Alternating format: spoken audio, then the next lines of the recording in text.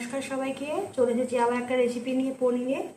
পনির এখানে নিয়ে নিয়েছি। এখানে দিয়ে দেবো আমি 1 চামচ টক দই, সামান্য একটু হলুদ গুঁড়ো, লঙ্কা গুঁড়ো দিয়ে এবার এটা ভালো করে ম্যারিনেট করে নেবো। আর 1 চামচ মতন বেসন দিয়ে দেবো এর মধ্যে। আবার ভালো করে সব একসাথে মেখে নেবো। উপর থেকে একটু সর্ষের তেল দিয়ে দেবো।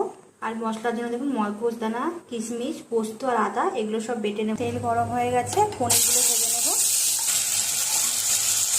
পনিরগুলো ভাজা হয়ে গেছে, তুলে নেবো। তেলের মধ্যে দিয়ে দেবো টমেটো বাটা, এবার দিয়ে দেবো নুন, দিয়ে দেবো হলুদ গুঁড়ো, দিয়ে দেবো লঙ্কা গুঁড়ো। এবার মশলাটা একটু কষিয়ে নেবো।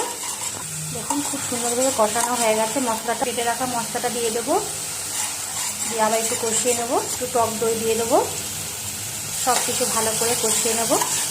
অল্প একটু জল দিয়ে দিচ্ছি, আবার কষিয়ে নেবো। অল্প একটু চিনি দিয়ে দেবো। এখানে কস্তুরি মেথি পাতা,